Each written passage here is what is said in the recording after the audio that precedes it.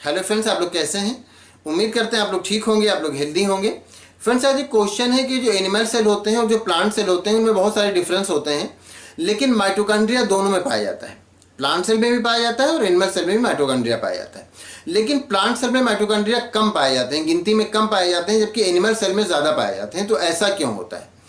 तो ये बात सही है कि प्लांट सेल में माइटोकॉन्ड्रिया कम पाए जाते हैं और एनिमल सेल में माइटोकॉन्ड्रिया ज़्यादा पाए जाते हैं। लेकिन माइटोकॉन्ड्रिया सेल का बहुत इंपॉर्टेंट ऑर्गेनेल है और इसका अंदाजा इसी से लगाया जा सकता है कि माइटोकॉन्ड्रिया को powerhouse of the cell कहा जाता है, सेल का पावर हाउस कहा जाता है। मतलब ये सेल को एनर्जी देता है, तो बगैर एनर्जी के तो सेल का काम नहीं चलेगा ना, बगैर एनर्जी के तो लाइफ नहीं चलेगी। इसलिए बहुत इंपॉर्टेंट सेल ऑर्गेनेल है दोनों के लिए, चाहे प्लांट सेल हो चाहे एनिमल सेल हो।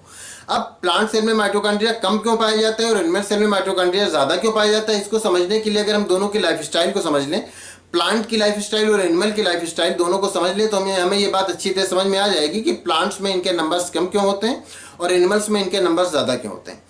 एनिमल्स की अगर हम बात करें तो एनिमल को बहुत सारा फिजिकल लेबर भी करना रहता है, जिसमें मूवमेंट भी शामिल है, चलना फिरना भी शामिल है, और बहुत तरह के फिजिकल लेबर शामिल है जो हाथ पैर से काम करता है, दौड़ता है, धूपता है, खेलता है, कूदता है। इंसानों की अगर बात की जाए तो जो कि प्लांट्स में नहीं होता, बिल्कुल भी नहीं होता। एनिमल्स की अगर बात करें तो एनिमल्स में अगर इंसानों की बात करें तो उसे मेंटल लेबर भी बहुत करना रहता है, वो स्टडी करता है, वो बहुत सारे काम ऐसा करता है, सोचता है, समझता है, जिससे वो मेंटल लेबर करता है, जिसके लिए एनर्जी की नीड होती है।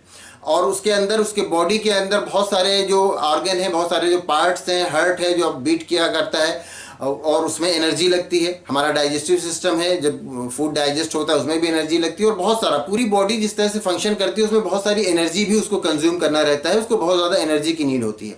जबकि प्लांट्स में ऐसा नहीं होता, ना प्लांट्स का कोई डाइजेस्टिव सिस्टम होता है, ना प्लांट में कोई हार्ट पंप होता है, ना प्लांट्स को में कोई ब्रेन होता है कि उसको मेंटल लेबर करना हो, ना प्लांट्स के साथ कोई फिजिकल लेबर जैसी कोई चीज़ होती है कि वो उसको कहीं चलना होता है या कहीं कुछ खेलना होता है या कुछ उसके साथ ऐसा कोई मूवमेंट होता है। ये प्लांट्स में नहीं होता है, जबकि एनिमल्स में ऐसा होता है। मतलब ये कि एनिमल्स को ज़्यादा एनर्जी की नीड होती है प्लांट्स के कंपैरिजन में। प्लांट्स वैसे भी जितना फूड प्रोड्यूस करता है वो सारा कुछ अपने लिए नहीं यूज़ करता है, वो बहुत सारा फूड उसमें स्टोर रह जाता है। जबकि एनिमल्स के केस में ये होता है कि एनिमल्स जो फूड लेता है उससे जो एनर्जी निकलती है वो एनर्जी खुद के अपने काम के लिए यूज़ करता है। तो कुल मिलाकर ये कि प्लांट्स को एनर्जी की कम नीड होती है और एनिमल्स को एनर्जी की ज़्यादा नीड होती है। तो जब एनिमल्स को एनर्जी की ज़्यादा नीड होती है तो इसलिए एनिमल्स सेल में माइटोकॉन्ड्रिया के नंबर्स ज़्यादा होते हैं, क्योंकि उसको ज़्यादा एनर्जी चाहिए होता है। और प्लांट्स को कम एनर्जी चाहिए होता है, इसलिए प्लांट्स में कम माइटोकॉन्ड्रिया होते हैं, क्योंकि माइटोकॉन्ड्रिया, अभी बात आई कि माइटोकॉन्ड्रिया को powerhouse of the cell कहा जाता है, सेल का पावर हाउस कहा जाता है, वो सेल को एनर्जी देता है।